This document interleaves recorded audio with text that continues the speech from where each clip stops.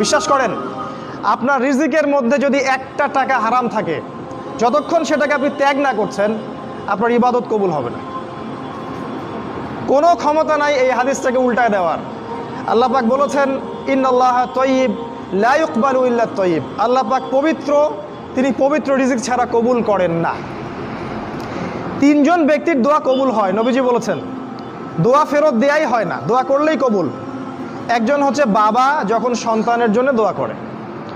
2 number, যখন কোনো মুসাফির মানে সফর করছে যারা আল্লাহর পথে বা মুসাফির, তারা যখন আল্লাহর কাছে দোয়া করে, দোয়া কবুল হয়ে যায়। আরেকটা দোয়া হলো মাজলুম, কারো উপর জুলুম করা হয়েছে, এই মাজলুম যখন জালেমের বিরুদ্ধে বদদোয়া করবে, তখন দোয়া কবুল হয়ে যাবে। এই মুসাফিরের দোয়া কবুল হয়। একজন মুসাফির হাত তুলে আল্লাহকে বলছিল, আল্লাহ আমাকে এইটা দাও, আল্লাহ আমাকে ওইটা দাও।